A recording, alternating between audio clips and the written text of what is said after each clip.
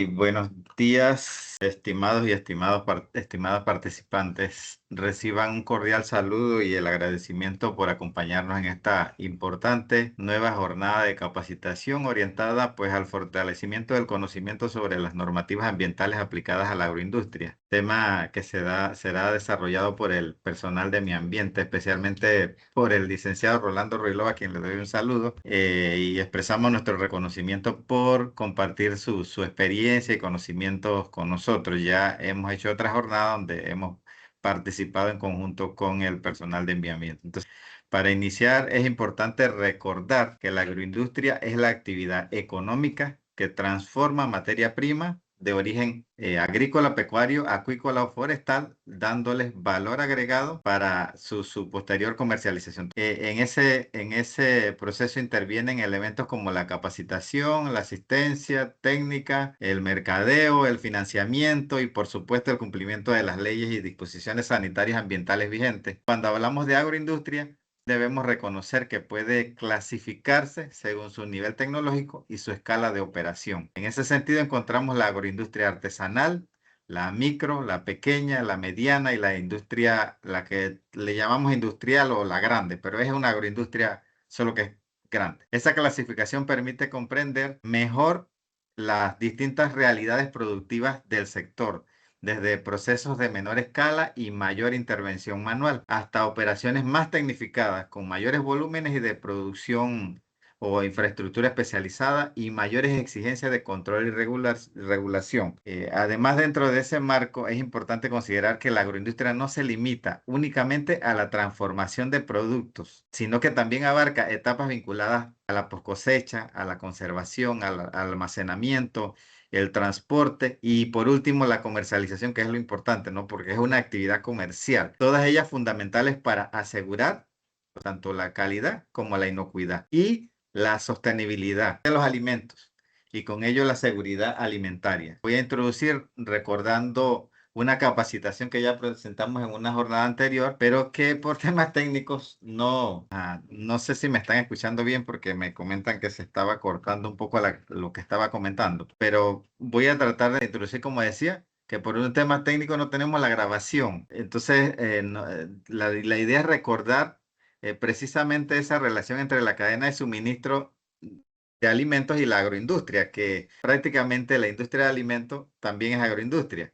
destacando las fases de producción primaria, transformación y comercialización, así como la importancia de los distintos actores involucrados en cada etapa. También se resalta que en la actualidad la agroindustria debe entenderse dentro de un enfoque más amplio, desde la trazabilidad, el manejo post cosecha, como ya lo mencioné, el valor agregado y el cumplimiento normativo son elementos esenciales para el desarrollo responsable del sector. En ese contexto, está esta capacitación que vamos a trabajar cobra una relevancia especial porque nos permitirá comprender mejor cómo las normativas ambientales se aplican a los distintos tipos de agroindustria y por qué su cumplimiento es indispensable para garantizar procesos productivos más sostenibles, más seguros y más responsables en este entorno. Y recordando que, por ejemplo, en temas sanitarios, el MINSA, cuando vas a hacer solicitud para licencia sanitaria de funcionamiento, te pide, bueno, ellos colocan allí estudio de impacto ambiental y es un tema que tenemos desde hace rato hablando con ellos de que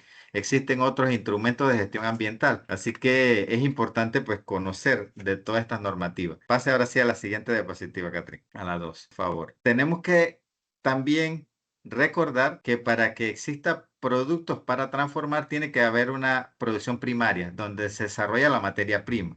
En esta diapositiva observamos la primera fase de la cadena, que es la producción primaria, valga la redundancia. Aquí se incluyen las actividades pecuarias, agrícolas y acuícolas, es decir, la crianza de animales, el cultivo de plantas y la producción de especies acuáticas. Esta etapa es la base de toda la cadena alimentaria porque de ella proviene la materia prima, como ya lo mencioné, que luego será transformada.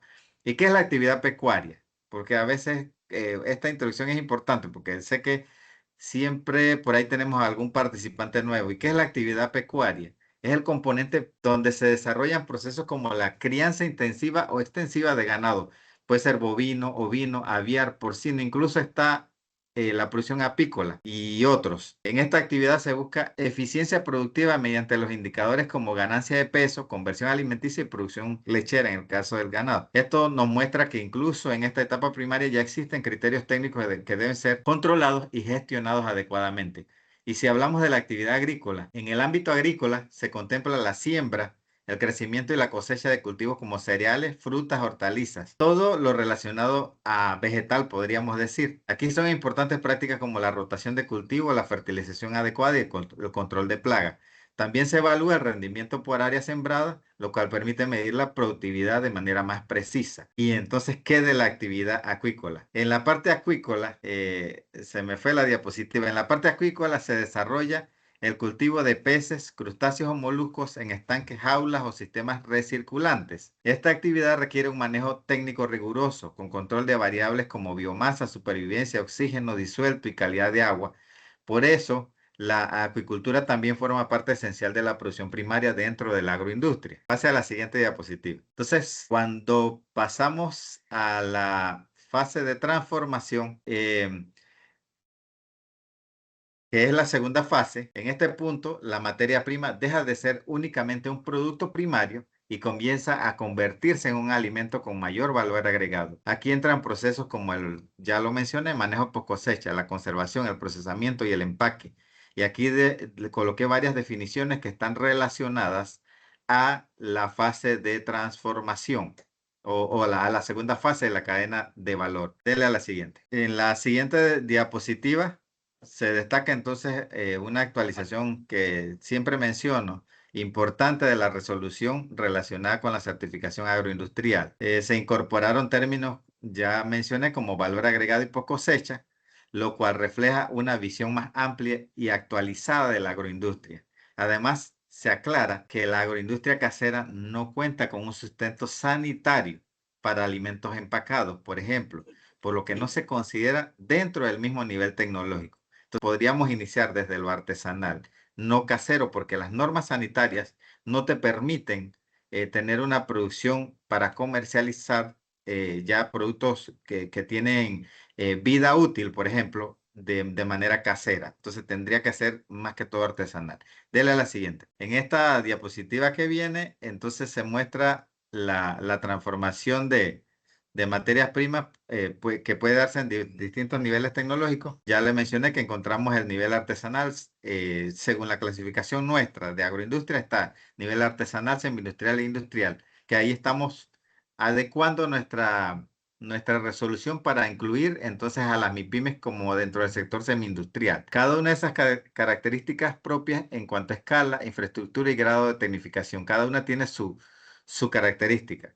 Esa clasificación entonces nos ayuda a entender que la agroindustria es diversa y que no todas las unidades productivas operan dentro de la misma. Pase que allí en esa diapositiva está donde iría la agroindustria. Dele varios clics para que, ahí vemos por cosecha, que es esa fase, la segunda fase. Primero está la producción primaria y luego está la fase de la agroindustria. Entonces se resalta la relación en la siguiente diapositiva. Dele la siguiente. Se resalta la relación entre la agroindustria y la comercialización, que no solo basta con producir, también es necesario conservar, transportar y colocar los productos en el mercado bajo condiciones adecuadas. Por eso la cadena alimentaria requiere coordinar entre producción, transformación y distribución. En esta diapositiva podemos ver, yo busqué de los avisos de operación que se relaciona a la actividad comercial, las diferentes divisiones dentro de los que estarían las actividades de agroindustria.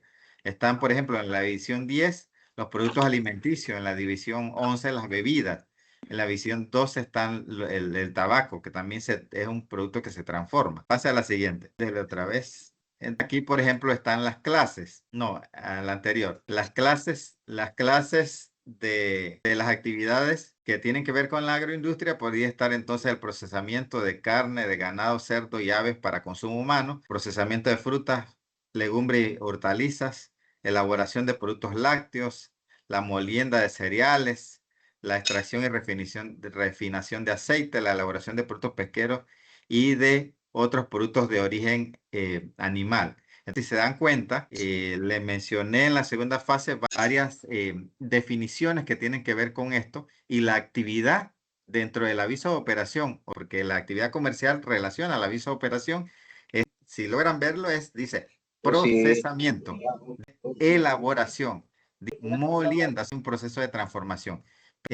Y en la siguiente diapositiva, allí pueden ver los ámbitos vinculados con el control y la regulación por parte del MIDA en producción primaria, pero también incluye las agroindustrias, o la segunda fase de la cadena de valor, sobre todo en la parte de producción como tal. Por eso es nuestra vinculación, además de con el MISI, con el MINSA, en temas relacionados a la regencia sanitaria. El MINSA ve la parte de la parte sanitaria de plantas o fábricas de alimentos, la producción artesanal, las bodegas de almacenamiento, según la fase de la cadena de valor. El transporte de alimentos, establecimiento de expendio. Esto demuestra que el seguimiento institucional abarca varias etapas del proceso agroalimentario. Cada una de estas actividades tiene implicaciones técnicas y regulatorias que deben ser conocidas y cumplidas. Y finalmente, presento distintos tipos de productos regulados, o sea, según el tipo de planta o de establecimiento, y que, como les mencioné, depende también de la fase de la cadena de valor en la que esté. Lo que presenté primero era lo que se relacionaba a la licencia sanitaria de funcionamiento, cómo se articulaban las actividades y esta parte al control de los peligros y de los análisis de puntos críticos, que por eso la dirección también trabaja el tema de los manuales. Con esta revisión general ya tenemos una base clara sobre qué es la agroindustria, cómo se clasifica y cómo se relaciona con la cadena de suministro de alimentos. A partir de aquí podemos comprender mejor la importancia de las normativas ambientales que serán desarrolladas en esta capacitación por el licenciado Rolando Ruilova y el equipo de Mi Ambiente. Damos paso al desarrollo del tema confiando en que esta jornada será de gran provecho para todos los presentes. Todo, muy buenos días a todos y a todas. Quiero enviarles un saludo de parte del Ministerio de Ambiente a todos los colaboradores compañeros del Ministerio de Desarrollo Agropecuario, a los agroindustriales que hoy se están conectando a esta capacitación, agradeciendo pues que nos hayan tomado en cuenta para poder compartir de manera muy resumida porque el tema de lo que son las normas ambientales vigentes en la República de Panamá hoy es muy amplio. Entonces, en una sesión corta, tratar de abarcar todo esto, pues es un poquito complicado, pero vamos a tratar de hacer un resumen muy rápido de aquellos procesos que son más comunes, más elementales que nosotros debemos tomar en cuenta. No sin antes también agradecerle al ingeniero Rodrigo Morán por su amabilidad de estar participando y trabajando conjuntamente con nosotros en el desarrollo de una importante área de nuestro país, un importante sector de nuestro país, como es el sector agroindustrial. Vamos a hacer un pequeño repaso muy rápido de algunas normas ambientales, básicamente que aplican a las agroindustrias en Panamá y para ello vamos a enfocarnos a un poco a lo que es el cumplimiento ambiental, a la gestión ambiental como tal y a la sostenibilidad. Y menciono estas tres cosas porque la legislación ambiental vigente en la República de Panamá ha ido evolucionando y las últimas evoluciones que ha tenido la normativa ambiental de nuestro país es que en los últimos, se han hecho dos modificaciones muy importantes en los instrumentos de gestión ambiental, llamados instrumentos de alerta temprana, para el caso específico de lo que son los estudios de impacto ambiental, porque hemos incluido a lo que son aspectos de adaptación y mitigación al cambio climático dentro de estos instrumentos. Y todo esto básicamente ha dado las últimos, lo que está ocurriendo a nivel del planeta. Muy rápidamente, solamente voy a mencionar un contexto global, que es lo que nos ha llevado a insertar estas variables dentro de lo que es esos instrumentos de gestión ambiental que son los últimos que se han modificado. Y también, que lo vamos a ver al final, es el programa Reduce tu Huella, que es un programa que recientemente lanza el Ministerio de Ambiente, precisamente enfocado hacia atacar este problema que ya estamos viendo que cada día, incluso en nuestras provincias, estamos viendo temperaturas que están alcanzando los 37 grados centígrados. Esto nos lleva que tenemos que tomar iniciativa a nivel empresarial de manera urgente. Y este programa obedece básicamente a esto. Y también el presidente de la República, recientemente, en septiembre del año pasado, apenas septiembre del año pasado, presentó en la sesión de la Convención Marco de las Naciones Unidas de la ONU, lo que es el Pacto de Panamá con la naturaleza. Y uno de los elementos fundamentales de este pacto es las metas, que hay una consolidación de metas de tres grandes convenciones, y una de esas es reducir al 11% las emisiones de gases de efecto invernadero de nuestro país. Entonces, esos elementos son elementos recientes que se han ido insertando dentro de la normativa, y lo vamos a ver cómo esto aplica. Les decía, como contexto global rápido, tenemos que, vemos en esta foto de la mano derecha, vemos cómo el tema, estamos enfrentando graves problemas globales. Hay un aumento de temperatura, la contaminación de agua, reducción de bosque, todo esto está poniendo en peligro, en riesgo, la vida de las personas, la vida silvestre y el planeta como tal. Aquí vemos que, por ejemplo, en el 2025 fue, según la información que tenemos, fue ligeramente más frío que el 2023, pero se mantiene como el 2024, el año más cálido registrado, y que en esos últimos 3 años eh, rebasamos los 1,5 grados centígrados por encima de lo que es la temperatura promedio del planeta. Este es un hecho altamente alarmante, porque las metas que nos habíamos puesto, por ejemplo, en la cumbre, no rebasar los 2 grados centígrados, pero se había puesto una meta de 1,5 grados para que tratáramos de mantenernos por debajo de eso. Y ya vemos que ya rebasamos en el 2024 los 1,5 grados centígrados desde la era preindustrial. Esto lleva a una alta preocupación, porque las emisiones globales, lo que nos dicen es que las emisiones globales continúan en aumento. O sea, no han disminuido, a pesar de que se han hecho esfuerzos y se busca que esto baje, siguen aumentando.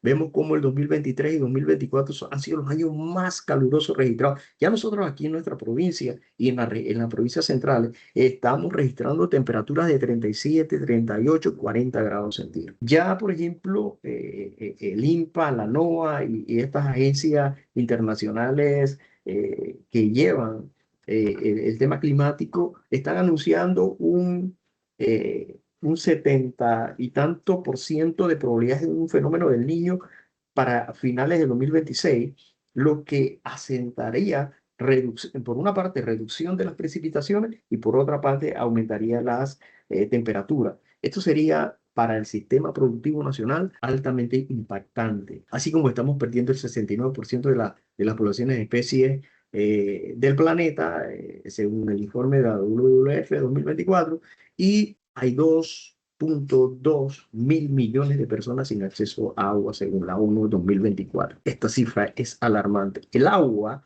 desde la perspectiva agroindustrial, es uno de los elementos, uno de los recursos naturales de materia prima esencial. Entonces, tenemos que cuidar este recurso, y estas son las estadísticas que estamos mirando. Y, por ejemplo, dentro de esas estadísticas, lo preocupante de esto es que el dióxido de carbono, el metano y el óxido nitroso, todos están en aumento. Y lo vemos que están en aumento. Viendo un poquitito muy rápidamente el inventario de gases de efecto invernadero, aquí lo importante de ver es que, a pesar de que, como vemos en la gráfica inferior, vemos que, por ejemplo, lo que está en esa tonalidad un poquito verde claro es la emisión, por eso es que la captura de gases de efecto invernadero, lo que nos dice que, por ejemplo, Panamá, por su gran cantidad de bosque, es un país carbono neutro, carbono negativo. Esto significa que nuestros bosques absorben más dióxido de carbono que lo que nosotros como país generamos. Sin embargo, aquí lo preocupante es que, por ejemplo, en esa gráfica vemos cómo ligeramente empieza a aumentar por sector las emisiones. Por ejemplo, energía. Vemos que en el 2000, vemos cómo ha ido aumentando del 2000 al 2005, al 2010, al 2015, hasta el 2021. Vemos cómo cada vez se hacen mayor las emisiones de ese sector. Ahí tenemos el sector IPU, que es el sector industria. Vemos que también empieza ligeramente a aumentar. El sector agricultura también tiene un ligero aumento y el sector residuos. Eso quiere decir que si nosotros seguimos con ese comportamiento y no hacemos ajustes importantes dentro de nuestros sistemas productivos, muy pronto vamos a dejar de ser un país carbono negativo y convertirnos en un país netamente emisor de gases de efecto invernadero. Ese tema, y esto lo que haría es que nosotros seríamos un país, a pesar de ser un país pequeño, un país que no es un país industrial en comparación con otros países, pero sí entonces estaríamos contribuyendo más que a la solución, estaríamos contribuyendo más al problema. Entonces, teniendo ese pequeño antecedente importante previo, entonces vamos a entrar a lo que es el marco conceptual de lo que es la gestión ambiental de nuestro país. Y aquí lo vemos que básicamente la gestión ambiental de Panamá aplica a agroindustria y esto está enfocado directamente, exclusivamente al sector agroindustrial. Aquí se habla de que no solo es cumplir con una normativa integral del ambiente en todas las operaciones de producción, sino que desde la finca hasta la transformación, la distribución y la disposición final. Esto lo que nos lleva es que nosotros debemos a considerar el aspecto ambiental en todo el sector productivo, desde la finca, desde que entra la producción de la materia prima hasta la disposición final de ese desecho que se genera producto. En toda esa fase, nosotros debemos considerar la variable ambiental. La ley base que nos establece esto tenemos, que es la ley 41 del año 98, que es la Ley General de Ambiente, y esta ley nos establece básicamente que la gestión ambiental no es solamente una obligación del Estado, sino que también es una obligación de todos los actores económicos, de toda la sociedad en general. Es una obligación de todos. Muy importante a resaltar de esta ley es que debe integrarse al desarrollo económico para lograr ir todos hacia lo que es un desarrollo sostenible. O sea, tenemos que empezar a mirar en serio el tema del desarrollo sostenible. Incluso, no solamente el desarrollo, sino también tenemos que irnos un poquito más allá, sino que también producir, consumir de manera sustentable con el ambiente. Esa parte es muy importante porque también nosotros los consumidores también somos altamente responsables. Y como lo vimos en la premisa anterior, es una obligación de todos, no es únicamente del sector productivo, sino que es una obligación de los sectores económicos y de la sociedad civil, es de todos. Esta ley, otra de las premisas fundamentales de esta ley, es que debe promover la prevención de la contaminación, y esto está claramente establecido en la ley, en diferentes artículos. El uso de tecnologías limpias ya se establece como uno de los instrumentos de gestión ambiental dentro de la ley, y lo que es la responsabilidad ambiental empresarial. Estos son premisas de la Ley General de Ambiente del año 98. Y en la práctica, ¿qué significa esto? Esto significa básicamente que toda agroindustria debe operar bajo un sistema de gestión ambiental, aunque no lo tenga formalmente certificado. Esto es muy importante.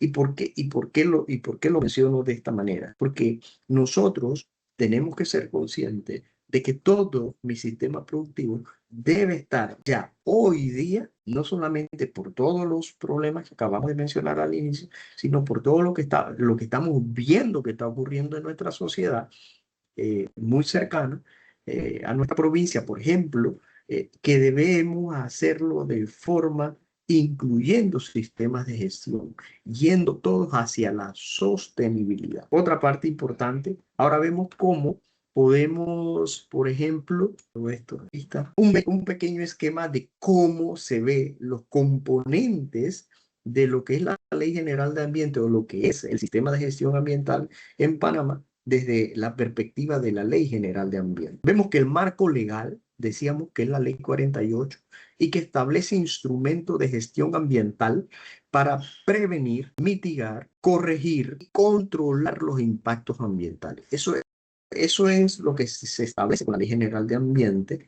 Establece instrumentos para llevarnos a todo eso, para prevenir, para mitigar, para corregir también y controlar lo que son los impactos ambientales de todas las actividades que nosotros hacemos. Posteriormente, en el año 2015, se establece la Ley 8, que es la ley que crea lo que es hoy el Ministerio de Ambiente. Hemos visto cómo lo que es hoy el Ministerio de Ambiente ha ido transformando. Se inicia con el RENARE, que era un departamento del Ministerio de Desarrollo Agropecuario, casualmente. Posteriormente era un departamento de recursos naturales. Entonces, posteriormente tenemos a INRENARE, que crece el Instituto Nacional de Recursos Naturales Renovables, y ahí empezamos a ver un poquito la contaminación del agua, la flora, la fauna, la biodiversidad, y allá en ese momento se introdujo a nivel del Departamento de Recursos Hídricos un pequeño documento que se llama Declaración de Impacto Ambiental, y por ahí se empieza a introducir eso, pero en el año 98, con la creación de lo que era la Ley General de Ambiente, entonces ya se establecen los instrumentos de gestión ambiental y se creaba la NAM. Bueno, por eso es que había que hacer un ajuste, y con la Ley 8 en el 2015 se crea lo que hoy es el Ministerio de Ambiente de la República de Panamá, como de lo que es el ambiente en Panamá y de aplicación de la Ley 41. Entonces la Ley 41 no desaparece. La Ley 8 se complementa con la Ley 41, y el ministerio hoy día es la entidad que es por ley encargada de evaluar, regular, fiscalizar y controlar y sancionar. Y también, esto es muy importante, no lo hace solo, lo hace con la coordinación de lo que hoy llamamos un sistema interinstitucional del ambiente, las llamadas unidades ambientales sectoriales de las diferentes instituciones, porque vemos que cada institución tiene su propia facultad de acuerdo a su competencia. Entonces, porque de la mano el Estado lleva hacia una gestión sostenible de los recursos. Entonces ahí vienen lo que son los instrumentos de gestión ambiental que tienen diferentes connotaciones. Hay unos que tienen una connotación de prevención. ¿Y qué es esto de prevención?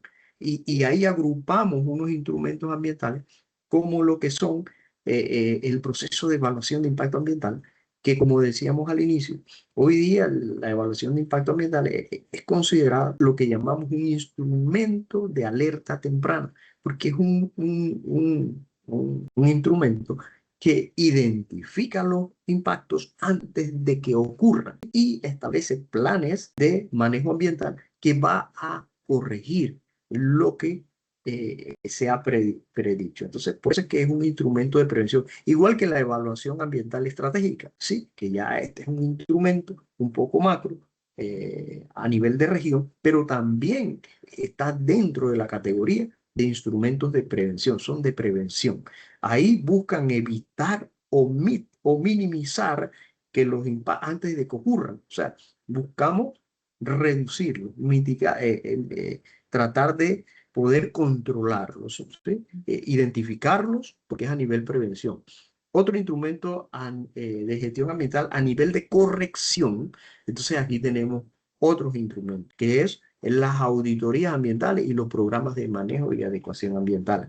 Este instrumento es llamado un instrumento de corrección porque no solamente aplica cuando las industrias están operando, ya las industrias están implementándose, están generando impacto, porque ella está llamada entonces a corregir y a adecuar esas actividades que la industria está haciendo, o a establecer un programa en un determinado periodo de tiempo, cómo yo voy a ir mejorando paulatinamente y voy a ir adecuándome, como la palabra lo dice, a lo que establece un criterio o una norma para entonces cumplir con la normativa ambiental vigente. Otros instrumentos de gestión que están enfocados desde la área de planificación, tenemos el plan de manejo ambiental, que es el derivado del estudio de impacto ambiental, pero este instrumento es de planeación, porque una vez que yo con el estudio de impacto identifiqué mis impactos, establecí la línea base del área donde voy a desarrollar el proyecto, identifiqué los impactos que yo voy a generar, entonces yo con el plan, ya a nivel de planificación, entonces yo establezco qué voy a hacer, cómo lo voy a hacer y cuándo lo voy a hacer para corregir ese impacto que yo identifiqué. El ordenamiento del territorio, el ordenamiento ambiental territorial, es otro instrumento de planificación. En este caso está también dentro de la óptica de lo que es la planificación. La planificación, porque básicamente este instrumento es un instrumento sumamente importante que ya lo hemos empezado a ejecutar en algunas áreas, como por ejemplo lo que es en algunos distritos se están haciendo planes de ordenamiento ambiental, porque lo que queremos buscar es que cada cosa esté en cada lugar y poder ordenar dónde van y evitar estos conflictos de territorio que se están dando hoy día, que hay una empresa que posteriormente se llegan a una barriada, entonces vienen los problemas, quién estuvo primero, quién está después, viene el Estado, entonces queda en medio. Entonces, ¿qué vamos a hacer en ese territorio? Y están los planes sectoriales, hay planes de cuenca, planes de manejo de biodiversidad, de áreas protegidas, etcétera. Esos son instrumentos de gestión ambiental desde la óptica de la planificación. Y esto, todas estas áreas que están en planificación, están orientados básicamente al uso sostenible, no solamente de los recursos, sino también del territorio. Esto es bien importante. Otro instrumento de gestión es los instrumentos económicos. Acá se habla entonces de que la ley 41 también nos hablaba de incentivos, por ejemplo, como algunos incentivos que buscaban la reforestación o las compensaciones ambientales son otro tipo de incentivos, y lo que hoy día se está trabajando para que finalmente salga que son los pagos por servicios ambientales, que son otros instrumentos económicos. Y aquí dentro de estos instrumentos económico podemos también insertar hoy lo que es el programa Reduce tu Huella, que está insertando como un programa voluntario que busca que las empresas de manera voluntaria se puedan inscribir en el programa, y al final hay lo que es un proceso de premiación y se otorgan unos sellos que las agroindustrias lo pueden utilizar en sus productos como eh, y de esto también es un reconocimiento al esfuerzo que hace esa agroindustria en lo que es hacia la sostenibilidad, hacia lo que es la reducción de la huella de carbono. Y finalmente, otro instrumento de gestión agrupado como control y participación ciudadana, tenemos el monitoreo ambiental, la fiscalización, las sanciones, también está el tema de las sanciones, la participación de ciudadana, que también dentro de algunos instrumentos de gestión tiene abierta la participación ciudadana y el acceso a la información. Esto básicamente nos asegura esa transparencia y acceso de las personas a esa información. Ahora vemos cómo dentro de esos componentes de gestión ambiental, cómo se ven los sitios. Es básicamente un poquito de lo que decíamos anteriormente. En los instrumentos para la prevención, control y corrección de los impactos, hay áreas de prevención que buscan evitar, como los decían antes, hay áreas de control, el PMA, el plan de manejo ambiental, el monitoreo ambiental y la fiscalización, que buscan implementar medidas para gestionar y controlar los impactos. ¿Eso qué quiere decir que cuando yo presento un estudio de impacto ambiental, a mí me aprueban también un plan de adecuación y manejo ambiental, uno de estos dos grandes instrumentos insignia dentro de la gestión ambiental de Panamá. Posteriormente, yo tengo una resolución de aprobación de mi instrumento de gestión de impacto ambiental, pero eso no quiere decir que eso termina ahí. Viene entonces posteriormente un proceso de seguimiento y hay un plan de manejo ambiental que se presentó dentro del instrumento que se aprobó y posteriormente la empresa se ha comprometido a que va a cumplir todo lo que está establecido ahí. Entonces viene ese proceso de monitoreo y de fiscalización que busca básicamente eso, monitorear y controlar que se estén haciendo esos actividades que se establecieron como en el plan de manejo ambiental con objetivo de básicamente corregir y controlar esos impactos que fueron identificados. Y en el caso de las auditorías ambientales está la evaluación del cumplimiento ambiental y los impactos que genera. Y identificamos, por ejemplo, en la corrección, identificamos cuando una empresa está operando, y esto sí es importante, para el caso de las auditorías, es cuando las empresas están operando. Y básicamente ahí lo que identificamos los aspectos, los impactos, y posteriormente, entonces, establecemos también a manera de oportunidades, por ejemplo, programas uno de los programas que se puede identificar, por ejemplo, son los programas de producción más limpia. Estos programas identifican, yo puedo hacer con eso que anteriormente para mí era un problema, se puede convertir en una oportunidad, ¿sí? Entonces ahí se corrigen los impactos y se implementan acciones de mejoramiento continuo. Aquí es un tema de mejoramiento continuo, incluso da oportunidades de economía circular, da oportunidades a generar energía, generar subproductos, etcétera. Entonces, aquí vemos que es importante dentro de estos tres aspectos que hay una base legal sólida, que es la ley 41, la ley 8, el Ministerio de Ambiente como entidad para fiscalizar y las unidades ambientales del sistema institucional del ambiente, pero también hay una participación de la sociedad civil. Esto es bien importante, entonces no es un tema solo. Ahora vamos a ver un poquito, muy rápidamente, por ejemplo, un instrumento de gestión ambiental como lo es los estudios de impacto ambiental. Aquí vamos a hacerlo muy rápidamente. No vamos a ver con detalle qué dice el decreto, el artículo. Vamos a ver la esencia. Por ejemplo, el estudio de impacto ambiental ha hecho diferentes modificaciones y esto es bien importante porque este tipo de instrumentos de gestión ambiental no son estáticos, son dinámicos y se van adecuando como el ambiente. El ambiente es dinámico, el sector industrial, económico, es un sector dinámico, entonces este tipo de normas también tienen que ser dinámicas. Y la última modificación, por ejemplo, que se establecieron acá, es que hay una variable de mitigación y adaptación al cambio climático que anteriormente no lo tenían los decretos anteriores. Entonces vamos a ver qué cambió y qué se mantiene. El decreto 1 del 1 de marzo del 2000 estableció el nuevo marco obligatorio del proceso de evaluación de impacto ambiental en Panamá y define claramente algunas cosas. En primero, podemos decir que las actividades en este decreto se establece qué actividades deben presentar un estudio de impacto ambiental. También establece, y para eso se establece la llamada lista taxativa o lista de actividades que deben presentar estudios de impacto ambiental. También se establece cómo se va a elaborar ese estudio, un poco más profundizamos a cómo ha ido cambiando esto, criterios mínimos, máximos, requisitos mínimos legales, el tema de las matrices de proceso de evaluación, etcétera.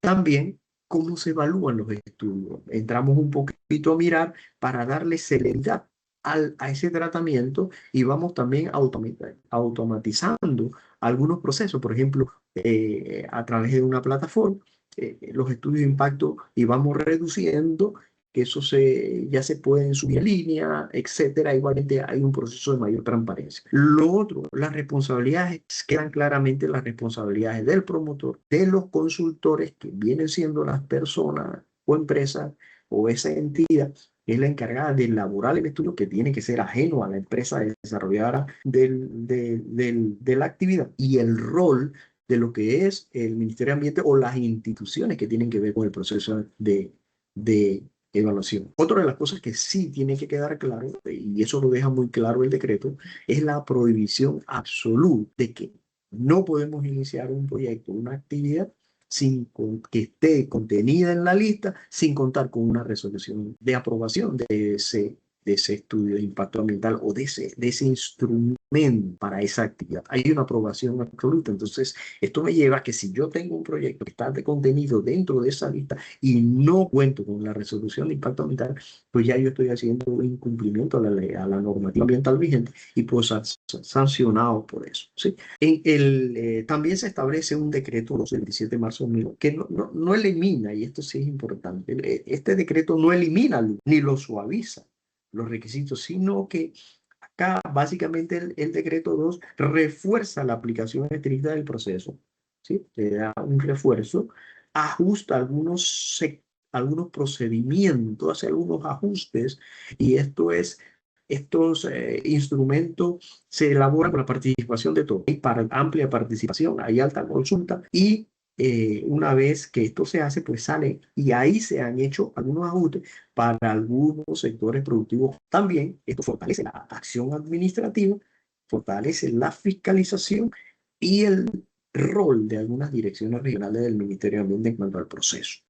También, y esta parte es bien importante, esto quedó establecido en el decreto, esa lista de actividades que deben presentar los estudios de impacto ambiental, algunas excepciones a la escala artesana, ¿sí? Entonces, ¿cómo se aplica esto dentro de los decretos? Bueno, y cómo lo hemos estado aplicando, creo que esa coordinación ha sido efectiva por parte, por ejemplo, de la Dirección de Agroindustria, el Ministerio de Ambiente y demás instituciones, porque se hace la solicitud formal por escrito, llega al departamento, a la unidad de evaluación de impacto ambiental y se hace una inspección, se corrobora de efectivamente que es una actividad a escala artesanal, pero no solamente eso, sino que también se ve cómo se manejan los desechos, que se está haciendo con esto y no hay un riesgo ambiental, entonces se le da la correspondiente información que se requiere para continuar con los demás procesos.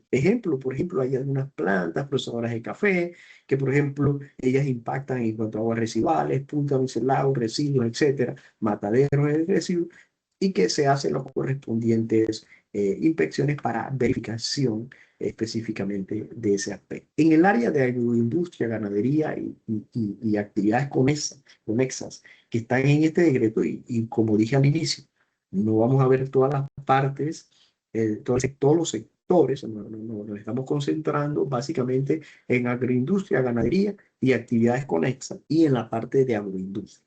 En esta de agricultura, ganadería y actividades conexas, aquí debemos conocer ¿qué debemos conocer los promotores agropecuarios? Los promotores básicamente son los desarrolladores de proyectos. Eso es lo que significa promotores dentro del decreto. Los consultores son básicamente el organismo independiente, ya sea a nivel de persona natural o persona jurídica, que elaboran los estudios y para ello, deben estar inscritos en el Ministerio de Ambiente y para ello hay unos requisitos que se tienen que presentar, cumplir con esos requisitos y entonces se les da un número resuelto en donde es una licencia que los habilita para que ellos puedan hacer estos estudios y presentarlos al Ministerio de Ambiente. Y los evaluadores son el personal no solamente del ministerio, sino de las unidades ambientales sectoriales que participan dentro de este proceso de evaluación. Entonces, ¿qué debemos conocer aquí? Básicamente, los promotores agropecuarios tenemos que decir que los ajustes aclaran que las actividades agropecuarias no están exentas al proceso de evaluación de impacto ambiental. Hay un listado y hay actividades y se dice cuáles sí, cuáles no, pero ahí está, sí están involucrados, que cuando se desarrolla a escala comercial, cuando implican cambios de uso de suelo, básicamente son esenciales, generan impactos sobre el agua, sobre el suelo, sobre la biodiversidad y también sobre lo que es las comunidades. Entonces ahí también básicamente tienen que presentar estudios de impacto ambiental cuando incluyen infraestructuras como galeras, establos, plantas de beneficio de café, sistemas de riego y caminos internos también deben presentar estudios, buscar esa aprobación de ese instrumento de gestión ambiental. Y aquí el listado de actividades que deben presentar estudios de impacto ambiental hace también una excepción muy interesante, exceptúa la agricultura familiar. Y este es un aspecto porque la agricultura familiar es aquel agricultor que produce para su autoconsumo, pero a muy pequeña escala también hay algo que llega a comercializar de eso, pero que está dentro del marco de la agricultura familiar que desarrolla el Ministerio de Desarrollo Agropecuario, y también para eso se hace el procedimiento que se va y se verifica para en caso de que requieran esa certificación. Y para eso podemos ir a la lista taxativa de proyectos específicos, ¿verdad? Y ahí podemos mirarlo, que es la que está establecida en el decreto 1, ¿verdad? El decreto 2 de marzo de 2000 refuerza todas estas actividades, deben ser evaluadas según la magnitud e impacto que se genera, evitando interpretaciones un poco estrictas dentro del proceso. O sea, ahí vemos cómo el decreto 2 refuerza el tema de la magnitud y del impacto que se genera producto de la actividad. Entonces, ¿qué cambia en la práctica con en cuanto a este decreto a los anteriores? Que hay una mayor claridad de decir cuándo corresponde un estudio de impacto y en qué categoría corresponde. Esta es una parte de lo que siempre ha habido con el pasar de los tiempos. Hemos ido ajustando un poquito eso y tratando de ir mirando que cuando equivale a una categoría y a otra, y este decreto lo que refuerza es esa claridad, para que estemos más claros de la magnitud del impacto, del riesgo, y poder decir en qué categoría 1, 2 o 3 corresponde. En cuanto también este decreto cambia, que nos da una mayor fiscalización regional sobre las actividades que inician sin autorización. Allí hay celeridad para atención de estos casos a nivel regional, porque lo que busca es, como decíamos al principio, lo que busca es ese desarrollo sostenible de todas las actividades que nosotros desarrollamos. La inclusión explícita del anazo de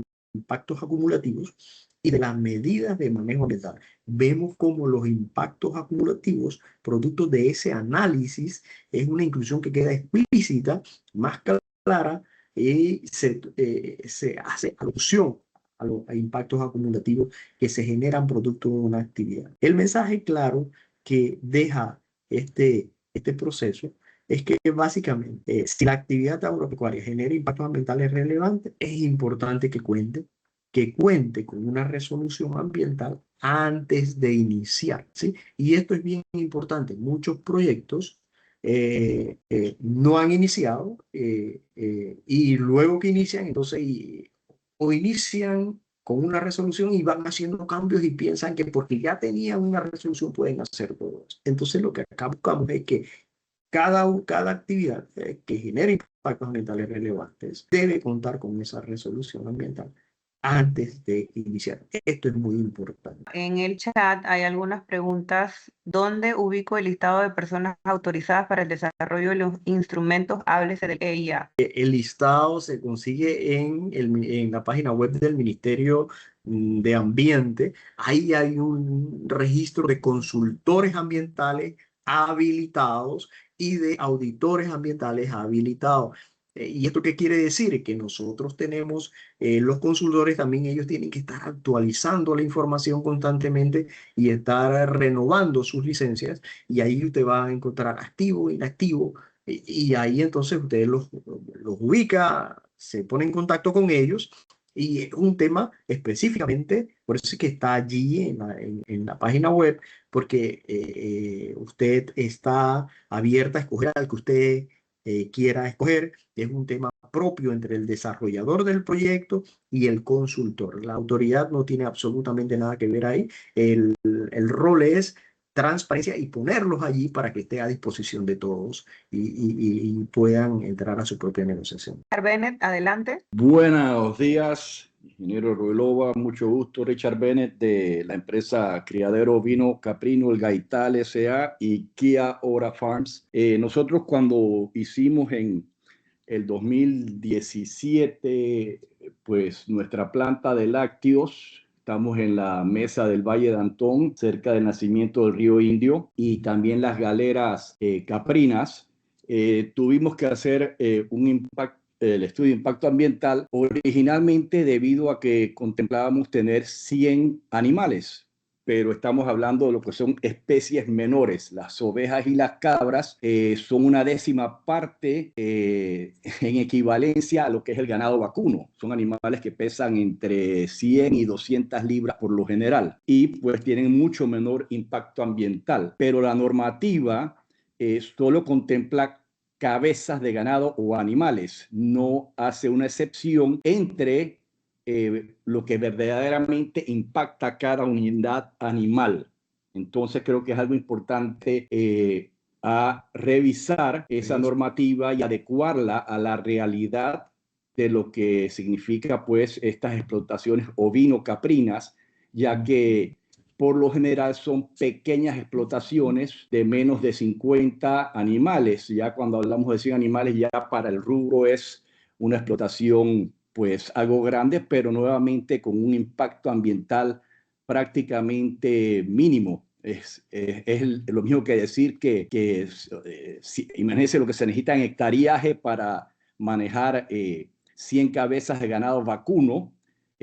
Prácticamente entre 2 y 3 hectáreas yo meto la misma cantidad de animales caprinos y ovinos. Sí, como les decía, muchas gracias por su pregunta. Como les decía, a la hora de actualizar estos instrumentos de gestión ambiental, estos son procesos que son ampliamente procesos, consultas públicas, y es importante a veces cuando hacen ese llamado participar, pero también usted puede hacer una solicitud de enviar una nota formal, una observación formal al Ministerio de Ambiente de la regional donde usted está, para que llegue entonces a la Dirección Nacional de Evaluación, para que se dé su punto de vista con respecto a ese aspecto. Sin embargo, como le decía hace un momento, acá es importante que estamos viendo también que los impactos, ¿sí? Estamos viendo impactos sobre agua, suelo, biodiversidad, comunidades,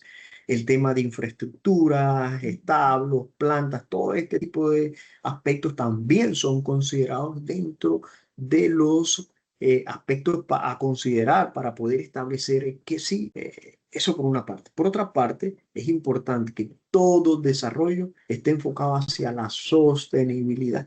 Y a veces cuando presentamos este tipo de instrumentos ambientales, nos da la oportunidad de identificar, y esto es algo bien importante, y podemos ponerle ejemplo. Miren, en proyectos altamente impactantes, por ejemplo, las centrales azucareras, una vez, por ejemplo, presentan programas como auditorías ambientales. Dentro de esos programas de auditorías ambientales salen oportunidades de producción más limpia. Y gracias a esas oportunidades de identificación de producciones más limpias, han salido a reducir cómo yo puedo aprovechar, cómo puedo revalorizar un recurso que anteriormente, antes de contar con ese instrumento de gestión ambiental, era un desecho y se convertía en un problema. Y eso era por lo que básicamente contaminaba suelo y agua, traía problemas con la comunidad. Y hoy día, a través de estos instrumentos de gestión ambiental, por ejemplo, vemos cómo las aguas residuales, que es uno de los grandes problemas de estas centrales, y ya se están reaprovechando y se están reutilizando dentro del sistema. Por ejemplo, los lodos residuales, cómo se han aprovechado, cómo se han hecho procesos industrializados de secado, y se han llevado a los campos de cultivo mejorando lo que son las materias orgánicas en esos áreas de producción. Por ejemplo, en el tema de las emisiones, lo que anteriormente era el bagazo de la caña, hoy día se seca, se pica y se introduce en las calderas, y eso ha ayudado, por ejemplo, a estas grandes empresas a reducir la cantidad de combustibles fósiles en el caso del búnker. Y ha habido reducciones incluso económicas y oportunidades. Te sabes, por ejemplo, cuánto cuestan los insumos agroquímicos hoy día y el reutilizar aguas residuales y neutralizarlas, enriquecerlas y poderlas inyectar a los sistemas productivos. Entonces, ahí vemos que reduce la cantidad de uso de fertilizantes químicos y no solamente en una mejora económica que ahora es beneficio para la empresa, sino que también reducimos las emisiones, por ejemplo, de óxido de nitroso, producto de lo que es la utilización de estas sustancias. Entonces vemos cómo es también una oportunidad, también tenemos que verlo como una oportunidad. Escribir las preguntas en el chat para nosotros al final pues tener el resumen de todas las preguntas. Salud. Con el tema de la evaluación de impacto específicamente a las industrias manufactureras. Y las industrias manufactureras quedan plenamente incorporadas al esquema del proceso de evaluación de impacto ambiental cuando generan descargas, emisiones, residuos y riesgos ambientales. Este aspecto es bien importante y esto es en esencia del decreto. No estamos mirando lo que establece, lo que dice específicamente un artículo, sino cuando generan descargas, aguas residuales, cuando hay emisiones de fuentes fijas, fuentes móviles, ruido, hay residuos, hay riesgos al ambiente, riesgos también que, por ejemplo, que se ubican en zonas sensibles o cercanas a comunidades, cuando incluyen ampliaciones, cambios o procesos de una línea de producción que anteriormente habíamos establecido. Entonces allí hay que hacer la consulta para ver si tengo que hacer esa nueva presentación de esa ampliación. También este decreto hace una excepción de lo que son los procesos artesanales para las industrias manufactureras. Y eso, como decía al inicio, ha habido coordinación y básicamente este tipo de actividades lo que busca es eso, reforzar esta coordinación y esta divulgación a nivel de las agroindustrias de que pues si hay una duda, hay que hacer la consulta a la institución mediante una inspección técnica, se revisa que no está dentro de lo que acabamos de mencionar y entonces se hace la nota correspondiente para que continúe con el proceso específico, ¿no? Pero el listado hace esa excepción, procesos artesanales, procesos que son llevados a cabo en una casa donde no genera impacto significativo, donde no hay emisiones, descargas, residuos, y la actividad no representa un riesgo, entonces,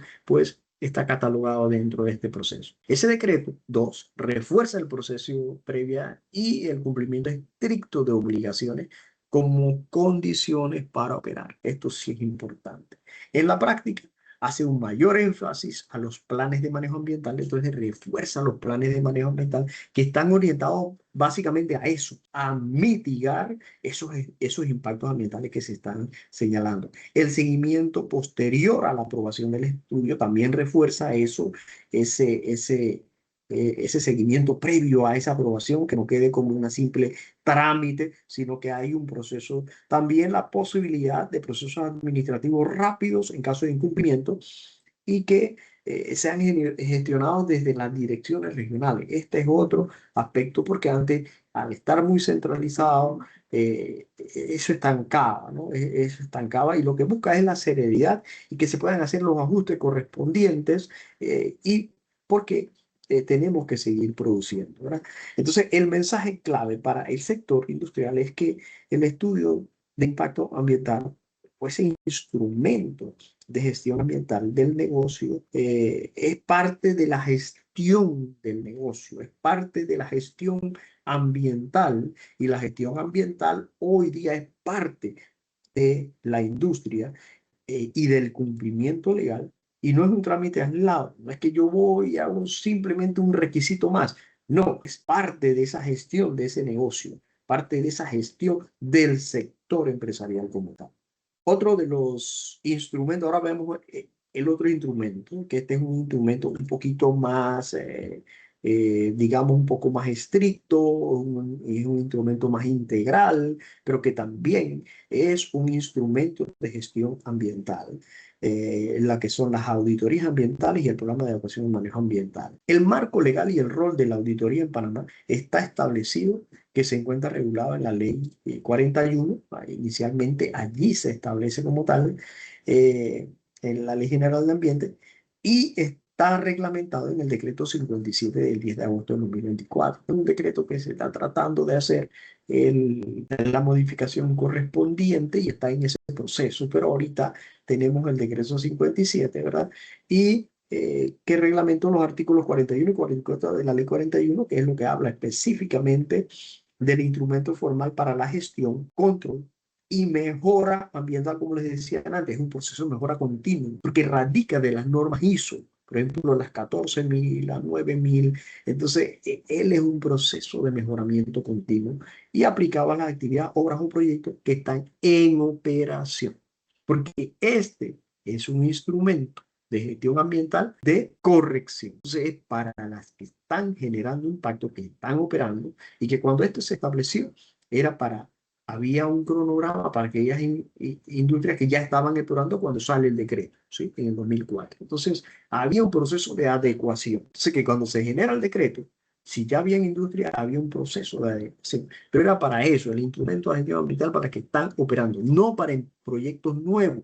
Es para las que están operando que no cuentan con un instrumento de gestión ambiental. ¿Qué es una auditoría ambiental? Aquí lo tenemos definido como un instrumento de gestión empresarial para la evaluación sistemática, quiere decir que incluye todo de la empresa, desde los procedimientos de protección del ambiente, y se refiere a una serie de actividades diferentes que se llevan a cabo para determinar qué medidas están conforme, hay medidas de conformidad de acuerdo a políticas, a leyes, a reglamentos, a criterios, que en este caso los criterios vienen siendo toda la normativa ambiental vigente, que son leyes, políticas, reglamentos aplicables a la actividad, ¿sí? Y ahí entra lo que es el CIU, que es el Código Internacional de Medidas, que nos dice a nosotros, bueno, pues, para la actividad porcina es esto, para otra actividad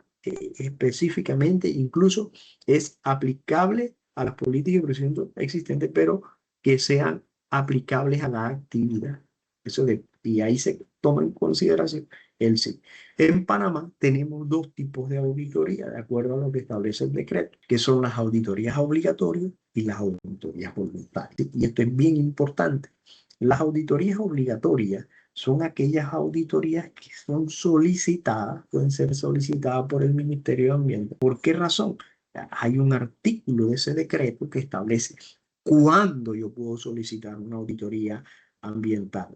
Y ahí establece que la ANAM o el Ministerio de Ambiente podrá solicitar, y esto está exactamente como está en el artículo, en cualquier momento, mediante una notificación formal por escrito, a través de la dirección que tiene que ver o direcciones regionales, a una empresa una auditoría ambiental obligatoria y el correspondiente PAMA, que es el Plan de Evaluación y Manejo Ambiental, debido a un accidente, a un incidente, por el riesgo ambiental inherente a la actividad o por la necesidad de sanear, recuperar o rehabilitar un sitio, ya sea por un cese de operaciones o por otras causas, ¿sí? Ahí vemos que cuáles son las posibles causas para yo poder solicitar a esto. Y estos criterios están establecidos en un manual que digamos, se estudió todo lo que establecía la ley. Entonces queda claramente cuándo lo puedo hacer,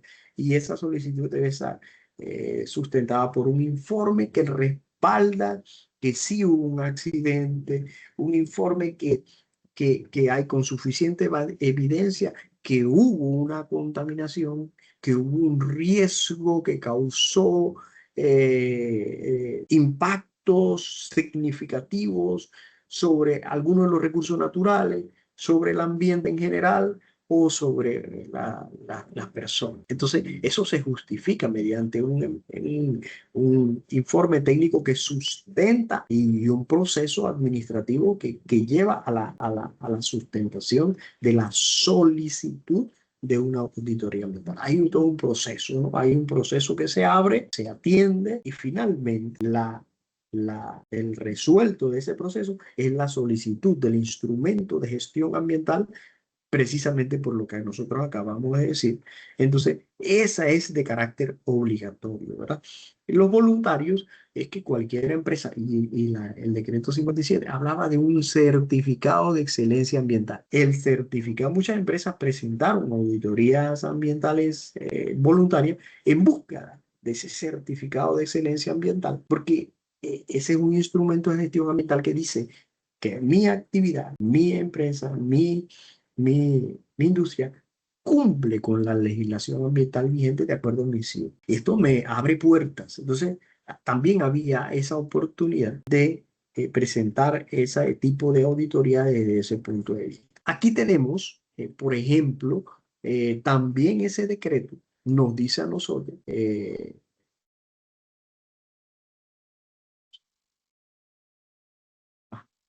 el decreto 57 también me habla de que el Ministerio de Ambiente solicitará la realización de esas auditorías obligatorias primordialmente a empresas que desarrollen las siguientes actividades de conformidad con una planificación anual. Sectores agroindustriales, planificación anual, esto lo estamos viendo desde el punto de vista cuando sale el decreto. Entonces, al sector agroindustrial, ingenios azucareros, destilería de plantas no artesanales. Miren que el decreto 57, como lo vemos aquí, y esta parte es bien importante, ¿eh? El decreto 57 es del 2004. 2004 empezamos regulamos el proceso de auditorías ambientales en Panamá. Y desde ese momento, ahí estaba la palabrita, destilerías o plantas no artesanales. O sea que ya se venía desde ese momento haciendo énfasis a la diferenciación del tipo de impacto generado en una planta que es artesana y una no artesana. Entonces, tenerías, actividades de producción, matanza, procesamiento de aves, bovinos, porcinos, industria, comercio, beneficios del café, plantas industriales, marisco, actividades ganaderas con fines industriales y comerciales, actividades de crianza y matanza de porcinos con fines industriales y comerciales, actividades agrícolas que con alta tecnología, con uso intensivo de insumos, actividades de producción, distribución, venta de agroquímicos, plantas artesanales de biogás y compostaje y plantas procesadoras de lácteos, alimentos, estancia de ganado estabulado o semiestabulado. A esto yo les puedo solicitar una auditoría obligatoria, pero siempre y cuando si se pasa el proceso que yo les acabé de mencionar anteriormente, no porque tengo una actividad así, sino el artículo 17 tenía que pasar por ese proceso de que hay un incidente, hay un accidente, hay un riesgo, etcétera, y se abre todo un proceso, entonces podemos llegar hasta eso, ¿sí? Ahora, veamos qué es lo que conlleva. Acá, lo que elaboran este tipo son los auditores ambientales. No son consultores, son auditores ambientales, que ya estos son otro tipo de personal especializado que tiene otro tipo de licencias para hacer este tipo de instrumentos. Y lo primero que hay que hacer en la auditoría es que se formula un plan de auditoría. En el plan de auditoría se establecen los objetivos de la auditoría ambiental, y ahí se establece cuál es el objetivo por el cual yo voy a realizar mi auditoría, definido de acuerdo a lo que dice el decreto. Si la auditoría es obligatoria, eso sí, si es obligatoria y es exigida por la autoridad, y en consecuencia son básicamente auditorías de cumplimiento legal. O sea, ¿qué quiere decir esto?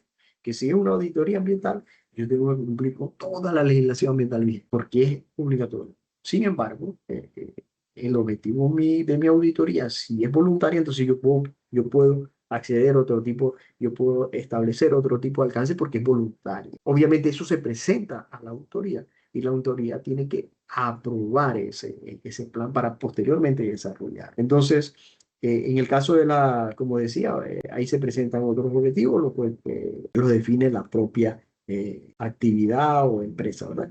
Ejemplos de algunas auditorías, objetivos de auditorías obligatorias, por ejemplo, verificar el grado de cumplimiento de la legislación ambiental vigente aplicable a la actividad. Aquí vemos la rigurosidad de este elemento, porque cuando yo pongo cumplimiento de la legislación ambiental vigente aplicable a mi actividad económica, ahí vemos todo el abanico de legislaciones que se pueden aplicar. Entonces, es por eso que hay que tratar de no llegar a ese extremo de que hacer que mi actividad sea sostenible y no tomarla tan a la ligera, porque puede llegar el momento de que me ocurre un accidente, una contaminación severa, y me pueden solicitar una auditoría de ambiental obligatoria. También se determinan los criterios aplicables a la legislación ambiental. ¿Qué vienen siendo los criterios? Los criterios son las políticas, las normas, los procedimientos que tienen que ver con esa actividad, y yo tengo que cumplir con todo. Incluso si hay algunos criterios, algunas normas, procedimientos que no estén a nivel nacional, entonces se te pueden establecer los que nos hemos ocurrido a nivel internacional. También como objetivo tenemos examinar y documentar estatus de cumplimiento de una empresa representado en un conjunto de estándares en materia ambiental, así como lo que son las buenas prácticas de operación e ingeniería, también forman parte de ese objetivo. Identificar, evaluar y caracterizar lo que son los aspectos e impactos ambientales asociados a la actividad de la empresa. Y esto no es más que, por ejemplo, un aspecto viene siendo las aguas residuales.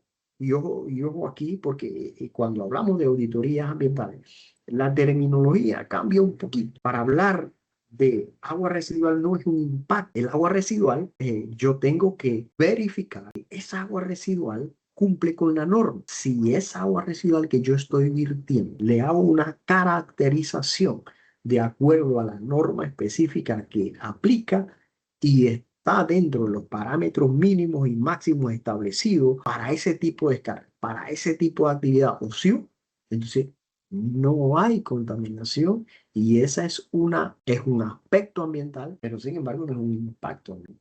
Esta terminología, esta jerga es importante en la materia ambiental, porque cuando hablamos de emisión, decimos estoy contaminando porque hay una emisión atmosférica. Sí, pero hay una norma que regula la emisión, y yo tendría que caracterizar mi emisión y verificar que estoy dentro de los límites máximos mínimos permisibles. Entonces, si estoy ahí, no hay contaminación. Igual pasa con las aguas residuales y otros tipos de aspectos. Entonces, el impacto es cuando esa descarga hizo una alteración en el medio en que está llegando y está fuera de los límites máximos. Por ejemplo, si el oxígeno disuelto está fuera de los límites. Si eh, eh, lo que es la alcalinidad, la turbiedad, lo que son la materia, el oxígeno disuelto, etcétera, cada uno de esos parámetros está fuera de los límites máximos permisibles, entonces hay impacto, porque hay una variación de los elementos que componen ese ecosistema que yo estoy virtiendo. Mi agua residual, por poner un aspecto específico. Y también este instrumento identifica y recoge la percepción de la comunidad vecina sobre la actividad de la empresa. Y aquí es importante porque también en la comunidad vecina hay que recoger su opinión sobre esto. Entonces, esos son elementos que se toman en cuenta. Aquí hay un pequeño diagrama que nos dice a nosotros, por ejemplo, cómo es esto de la auditoría ambiental a manera de un esquema. Hay dos esquemas, uno para auditoría ambiental voluntaria y un esquema para la auditoría ambiental voluntaria, pero este es un esquema básicamente de lo que es proceso de producción más limpia. Y la auditoría ambiental, que es la que está arriba en la parte amarilla, inicia con hacer un diagnóstico de la empresa.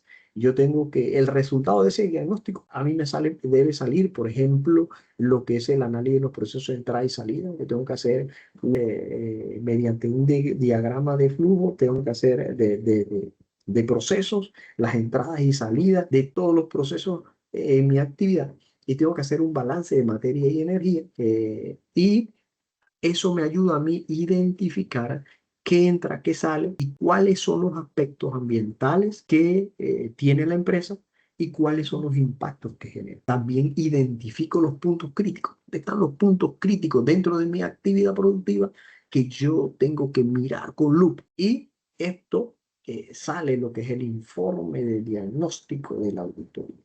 Esto me lleva entonces como resultado de ese diagnóstico, cuando yo vi mis impactos, mis aspectos, aspecto-impacto, yo pude determinar algunos hallazgos que acá en auditoría ya no son, como en el caso de la evaluación de impacto ambiental, que hablamos de impacto ambiental, acá hablamos de hallazgo, hallazgo de conformidad y hallazgo de no conformidad. ¿Y esto qué significa? Básicamente, el hallazgo de conformidad es que mi aspecto cumple con un criterio. Como decía hace un momento, mi descarga de agua residual cumple con la norma para el SIU de mi empresa de que estoy dentro de los límites máximos y mínimos permisibles para esa descarga. Entonces, es un hallazgo de conformidad. Y un hallazgo de no conformidad es aquello donde esa descarga para ese SIU de esa empresa no cumple con si hay uno de los parámetros para esa descarga, de acuerdo a ese sí,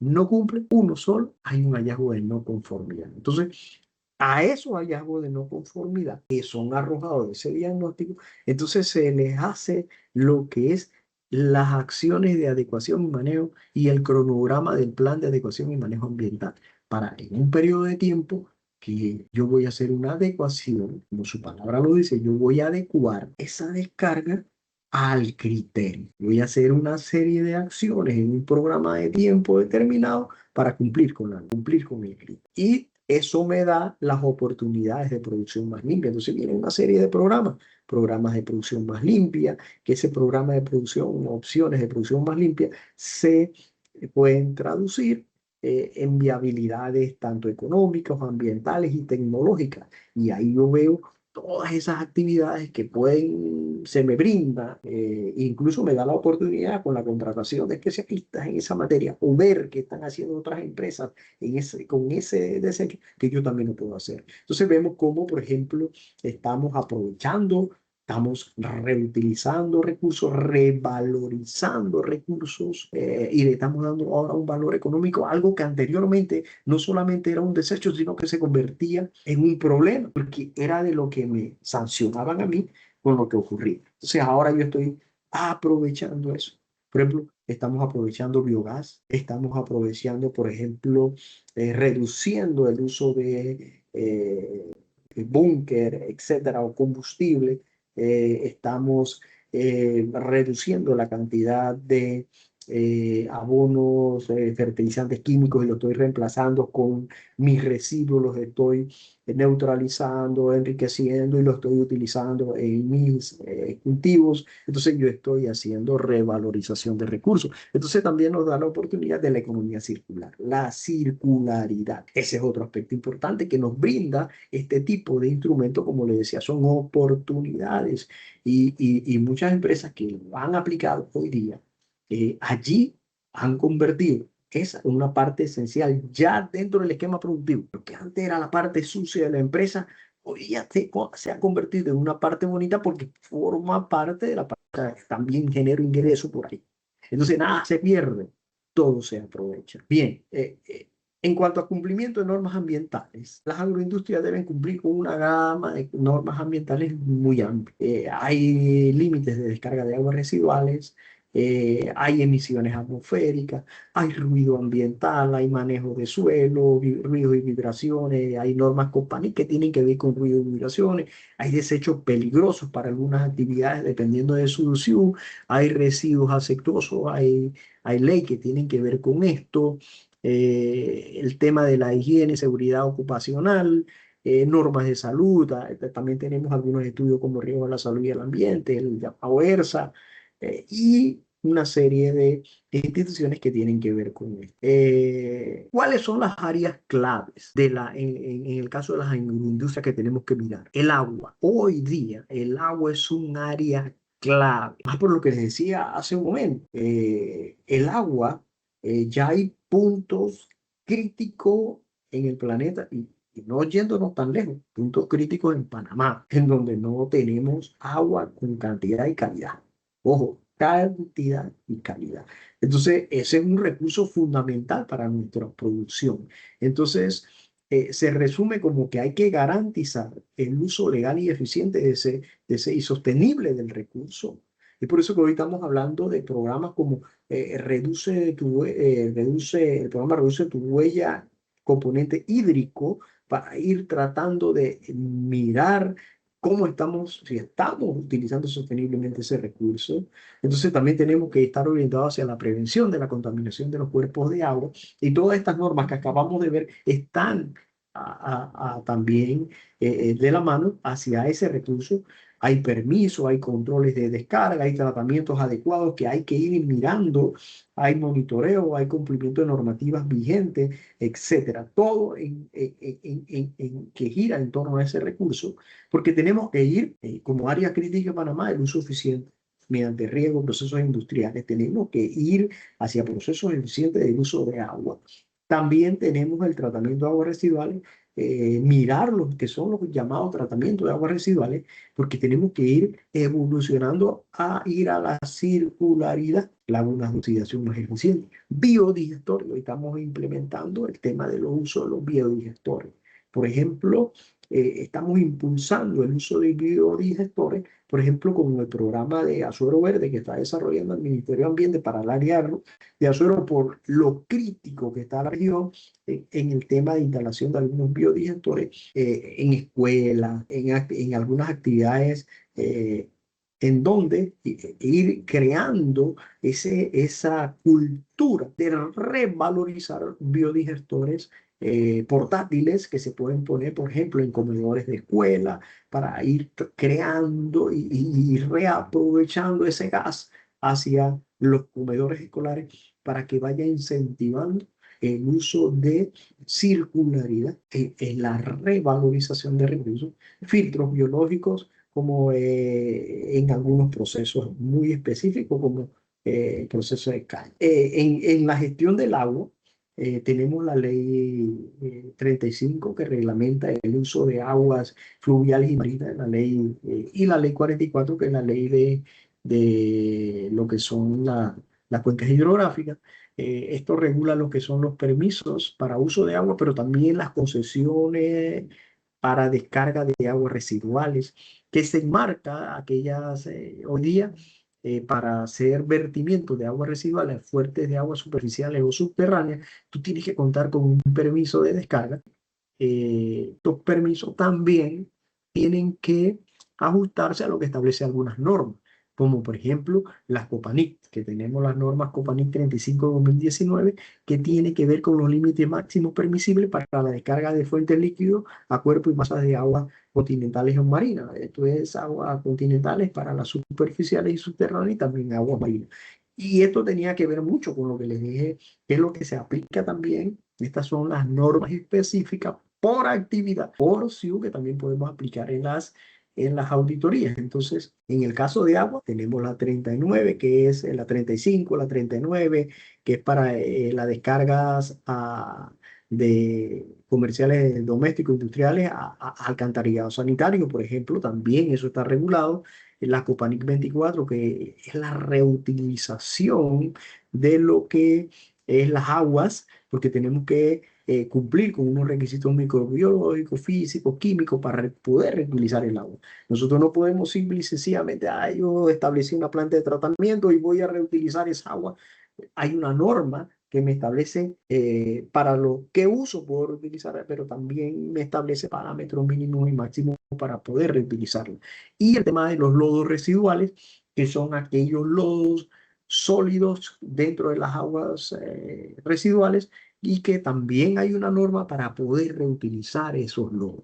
Entonces hay que cumplir con eso también, precisamente encaminada a la gestión del agua. Son normas específicas encaminadas a la gestión del agua. El manejo de residuos, otra área importante que tenemos que mirar, es la gestión de residuos, tipos orgánicos, cáscara, pulpa, inorgánicos, plásticos y envases y peligrosos. Y esto es porque tenemos que ir poco a poco viendo el tema de cómo nosotros podemos ir atacando esto, revalorizando los recursos y poder ir eliminando algunos, como es el plástico. Pues muy pronto estaremos llegando a la eliminación total del plástico en Panamá. Y aquí se impulsa acciones como separación de la fuente, reciclaje, compostaje, y entra también la economía circular como una oportunidad. En los controles de emisiones, estas emisiones, como yo les hablaba hace poco, también están reguladas. Hay un decreto que tiene que ver con las emisiones de fuentes fijas, fuentes móviles, y que están reguladas en el decreto ejecutivo 5 del 2009 y la ley 41.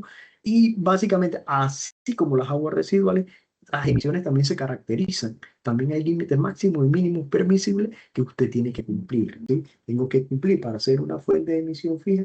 Y esto aplica a las industrias. Deben identificar, caracterizar y registrar todas las fuentes que generan las emisiones al aire, tanto como caldera, horno, vendedores eléctricos, secadores, procesos de combustión, diésel, buque, biomasa, etcétera. Y básicamente aquí lo que se busca es cumplir con esos límites máximos permisibles del material particulado, PMA, el óxido nitroso, el óxido de azufre, el monóxido de carbono, y según lo que establece el decreto por CIU también, por tipo de actividad. Y esto es bien importante. Y hoy día entra otro aspecto acá, que son las emisiones de gases de efecto invernadero, producto del tema del cambio climático. Entonces, ese aspecto también ya en los instrumentos de gestión ambiental. Por eso, en el caso de la EIA y de la auditoría, también forman parte hoy día esas emisiones para ir mitigando programas de mitigación dentro del programa de manejo ambiental para este tipo de empresas. Entonces, acá lo que se busca es el monitoreo y la emisión de las fuentes atmosféricas, articulándolo a las políticas de programas, también a las nuevas políticas de mitigación, y entra el programa de reducción de huella de carbono para procesos industriales. Todo esto lo que busca es reforzar la integración, de las emisiones eh, locales y de acción nacional. La siguiente, por ejemplo, hay un ejemplo, un caso práctico que les puse a manera de ejemplo. Por ejemplo, la industria láctea en Azuero, por ejemplo, para poner un caso específico. Tenemos algunos datos que de una producción de aproximadamente 100 millones de litros al año. Hay un consumo nacional aproximado de 480 millones de litros.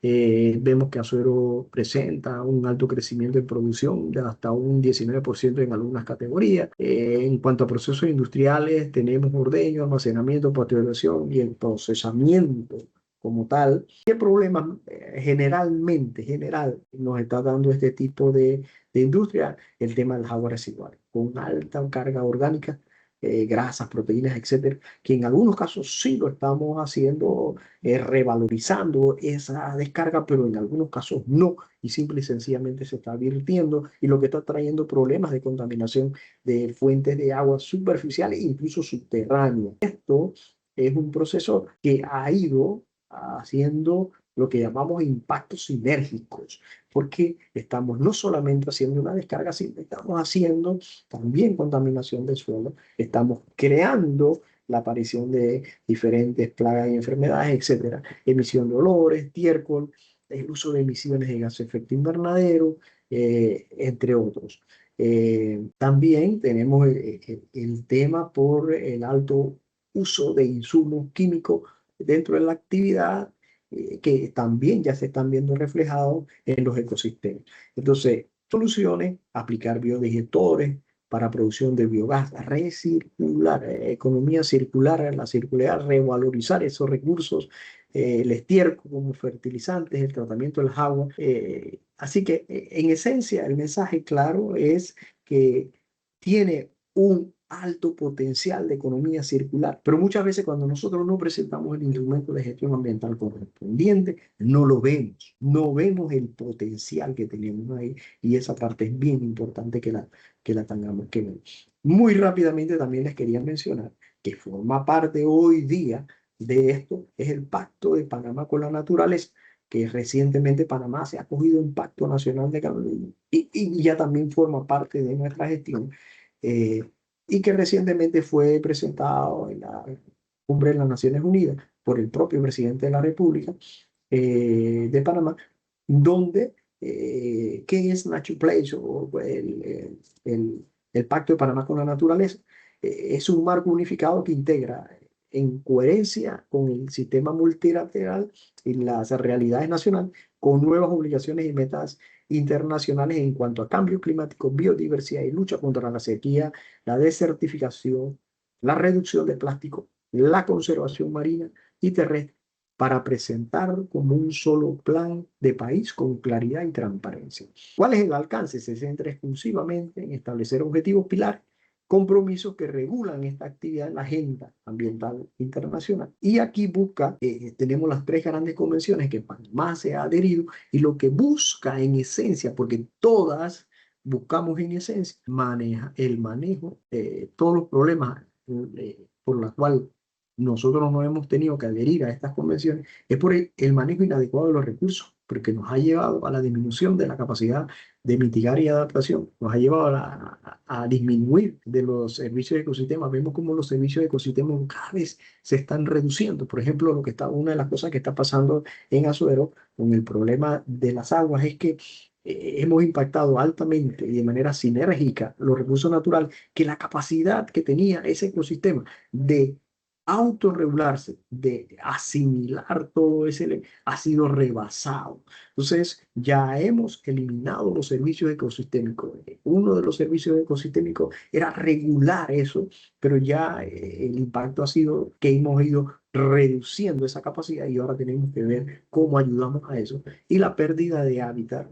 Y buscamos un manejo sostenible de nuestros recursos naturales. ¿Cuáles son las metas que nos hemos propuesto? ¿Y dónde entra, por ejemplo, el sector agroindustrial? La mitigación del 11% de las emisiones de gases de efecto invernadero como país. Como país nos hemos propuesto reducción de emisiones de gases de efecto invernadero en energía, agricultura, industrias y residuos. En conjunto, reducir 11% de nuestras emisiones.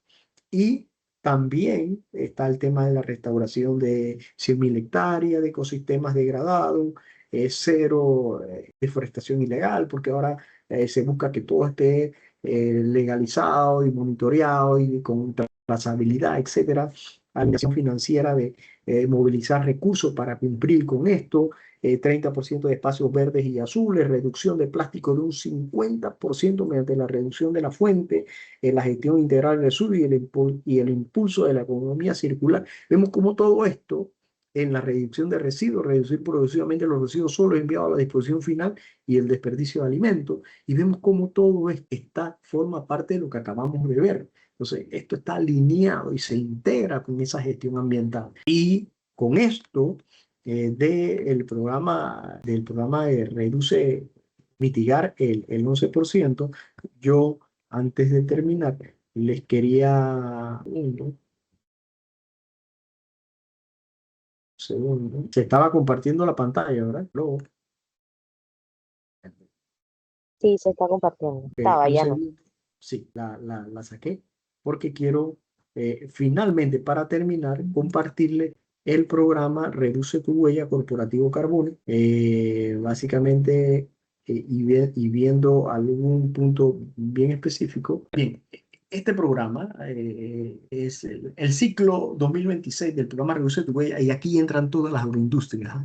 Por muy pequeña que sea, tengan o no instrumentos de gestión ambiental aplicados. Esto es bien importante. Todas pueden participar y existen diferentes categorías. Este programa es el programa que está encaminado específicamente a identificar y contabilizar y presentar nuestra reducción de la huella de carbono del 11% que acabamos de ver, que tenemos como compromiso como país. Entonces, este programa, que es un programa estatal voluntario, hasta este momento es voluntario, pero con la política de cambio climático o la ley marco de cambio climático, se convierte en obligatorio a nivel estatal, a nivel de instituciones de Estado.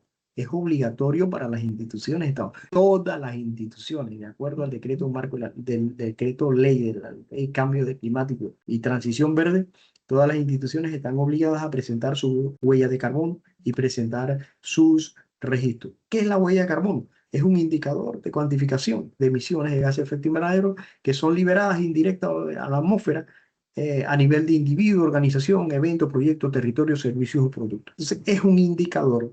¿Y cómo podemos participar en él? Básicamente, es un programa corporativo, ¿verdad? Y este programa es un programa estandarizado que busca, en este programa, les decía, a nivel de empresa es voluntario, pero ahora que se estableció la ley marco, es obligatorio para las instituciones, pero las empresas es voluntario. Aquí no tenemos que establecer un proceso estandarizado para identificar, calcular, reportar y verificar la información relativa a los gases de efecto invernadero. Y aquí se calcula, se reduce, se compensa, se neutraliza, se reporta y se verifica. Ahora, se ve un poquito complicado, pero sin embargo, el marco legal que básicamente establece eso es el decreto 100. Este decreto está muy relacionado con el SINGEI, que es el Sistema Internacional de Gases de Efecto Invernadero, el registro de las medidas de implementación y lo que es el programa, el registro voluntario de emisiones. Aquí es algo muy importante. En este momento estamos trabajando en lo que es el mercado de carbón. Y para poder accesar, las empresas por poder accesar al mercado de carbono en Panamá, tendrán que estar registrados en el programa Reduce tu Huella. O sea, que es a través del programa Reduce tu Huella que podemos accesar al mercado de carbono. ¿Y cuál es esta es otra oportunidad, otro incentivo que se le da al sistema agroindustrial que hace esfuerzos por reducir su huella de carbono, porque van a haber algunas empresas que de repente no emiten grandes cantidades, sino que tienen grandes cantidades por ejemplo, yo estuve visitando la cooperativa de servicios múltiples Juan 23 y ella tiene, por ejemplo, que ha estado trabajando en establecimiento de paneles solares en un parque solar pequeño, pero desde el 2020 a la fecha, y han contabilizado la cantidad de reducción de emisiones que han hecho desde el 2020 a la fecha. En un mercado de carbono, básicamente, esa reporte de mitigación, otra empresa lo puede, estando en el mercado carbono activo, otra empresa puede, que está altamente contaminante, puede decir, bueno, mira, yo quiero neutralizar mi huella de carbono y yo le voy a comprar a la cooperativa de servicios múltiples esa cantidad de toneladas de CO2 que ha venido acumulando en todo este tiempo y la pongo para compensar mi huella de carbono. Entonces, eso se va a poder hacer cuando tengamos el mercado de carbono, pero el lugar donde vamos a poder hacer eso es a través del programa Reduce tu Huella Corporativo Carbono. Y aquí está en una plataforma donde usted pueda poder registrarse. Hay estándares ya, hojas de cálculo completamente en Internet donde usted llena, por ejemplo, un ejemplo de esto es el consumo de energía eléctrica que usted hace al año. A usted le llega un consumo de energía eléctrica por un recibito, ¿verdad? Ese recibito usted va y lo registra ahí, del año pasado, por ejemplo. Me voy a inscribir este año, pero voy a utilizar los datos del año 2025. Entonces yo uso todo mi registro de consumo de energía eléctrica y lo registro ahí. Así lo hago con uso de combustibles, así lo hago con diferentes cosas que están en el estándar técnico que me preguntan y ahí está tu huella de carbono. Hay un sistema de reconocimiento, hay un sistema y también hay una documentación de apoyo. Pero las empresas que se inscriben en el programa van a tener un acompañamiento técnico especializado de parte del Ministerio de Ambiente, o sea que no van a estar sobre. Pero aquí esta parte es bien importante. Hay un proceso de reconocimiento de parte del Ministerio de Ambiente de que reconoce que su organización está cumpliendo con la huella de carbono, está reduciendo, haciendo esfuerzos para reducir la huella de carbono. Y ese hay un manual de uso de los sellos para las 50 corporativo carbono y la declaratoria de las 50 primeras organizaciones de carbono neutro. Entonces, ahí se le indica cómo usted puede usar los sellos que se le ha otorgado y usted los traduce en llevarlos a sus productos, ¿verdad? De bienes y servicios que usted ofrece a la comunidad. Y posteriormente, el ministerio lanza a final del periodo un gran evento en donde hace público cuáles son las empresas que han obtenido, que están haciendo esfuerzos en cuanto a sostenibilidad, y esto nos lleva al ecoetiquetado de certificación de gases de efecto invernadero, al reconocimiento social, a la mejora de oportunidades continuas, a la participación del mercado de carbono, como les decía hace un momento, y a la preparación de esto. Ahora, ¿qué es lo importante que quiero que vean aquí? El periodo empezó el 22 de abril para inscribirse, para inscribirse en el programa anual o el ciclo anual RTH Corporativo Carbono 2026. El ciclo inició el 22 de abril y termina para inscribirse el junio del 2022. Todos aquellos empresas, microempresas, industria que se quieren registrar, pueden acercarse al Ministerio de Ambiente, a las secciones de cambio climático de las diferentes direcciones regionales del Ministerio de Ambiente, y van y se inscriben. Ahí se les indica todo lo que tienen que hacer y ustedes deciden hasta qué ciclo quieren participar al final para participar en los diferentes reconocimientos. Entonces, después de ahí, de julio al 30 de octubre es el periodo de reporte, donde usted va a reportar. Y de noviembre a abril, de noviembre de este año a abril del próximo año, está lo que es la fecha límite para entrega de planes de adecuación y aprobación del reporte. Y finalmente, en abril del próximo año está la entrega de reconocimiento del ciclo del 2026. Aquí les voy a mencionar muy rápidamente, a ver si puedo, muy rápidamente. Esto no toma 5 minutos, así que con esto terminamos. Para ingresar, debes hacerlo a través de la Plataforma Nacional de Transparencia Climática. Recuerda que en caso de registrarte, deberás seleccionar RTH para tener acceso al módulo. Una vez registrado, debes iniciar sesión con tu usuario y contraseña. En el menú principal, en la parte superior vas a encontrar el acceso al módulo RTH. Esto nos va a permitir poder registrar nuestras organizaciones. Hola, bienvenido a la plataforma virtual Reduce tu Huella. ¿Sí? Para ingresar, debes hacerlo a través de la Plataforma Nacional de Transparencia Climática. Recuerda que en caso de registrarte, deberás seleccionar RTH para tener acceso al módulo. Una vez registrado, debes iniciar sesión con tu usuario y contraseña. En el menú principal, en la parte superior vas a encontrar el acceso al módulo RTH. Esto nos va a permitir poder registrar nuestras organizaciones. Para comenzar el registro, nos iremos al menú de la izquierda y seleccionaremos Organizaciones.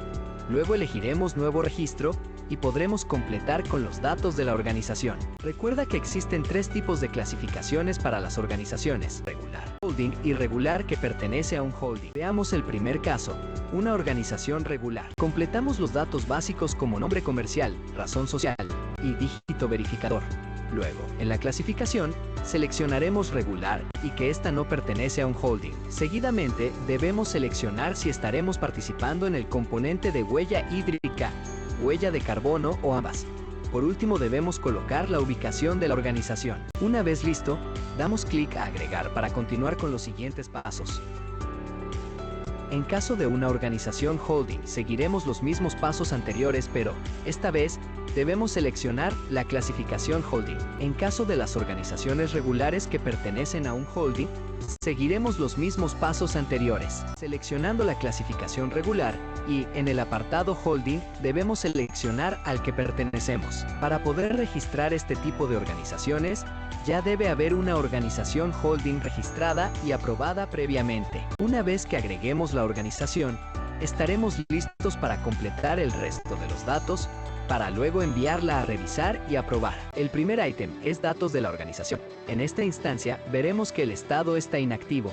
Revisaremos la información completada anteriormente y se podrá editar de ser necesario. Luego pasaremos al apartado de contactos, en donde se deberá agregar al menos un punto focal. Daremos clic a nuevo y completamos con el nombre, teléfono y correo.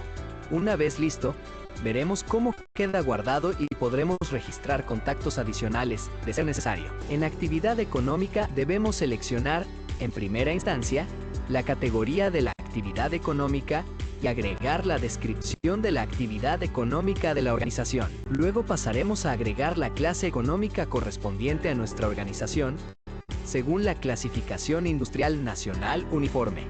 En este espacio se podrán agregar varias clases económicas, según sea establecido en el aviso de operaciones de la organización. Recuerda guardar para no perder la información que has ingresado previamente. Siguiendo con el registro, en la pestaña Documentos debemos seleccionar Nuevo y veremos que tendremos una serie de documentos para adjuntar, dependiendo del tipo de organización que estemos registrando. En pantalla se mostrarán los documentos de carácter obligatorio y los documentos opcionales que deben ser cargados respectivamente. Una vez listos, podremos agregarlos y poder pasar al siguiente apartado. Pasaremos a completar el apartado de representante legal.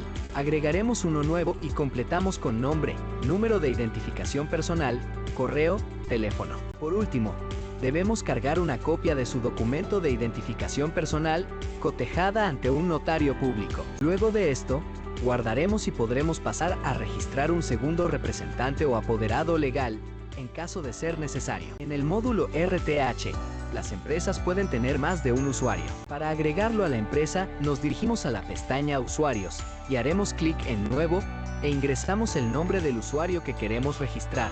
Lo validaremos y ya quedará registrado. Recuerda que, para hacer este procedimiento, los usuarios deben estar debidamente registrados en la PNTC. En el apartado Subsidiarias aparecerán las organizaciones que pertenecen al grupo holding, en caso de que aplique. Ahora sí ya estaremos listos para enviar a revisar nuestra organización.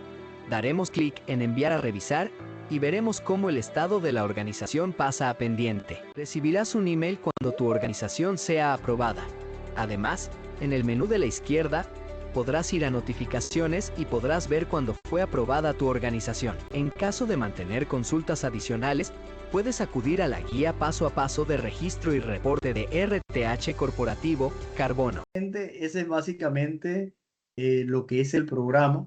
Reduce tu huella y el ciclo. Si ven, es un ciclo bien rápido. El registro es bien rápido y ustedes pueden optar por cuál es hasta dónde ustedes desean llegar dentro de este ciclo y participar. Eso no tiene ningún costo.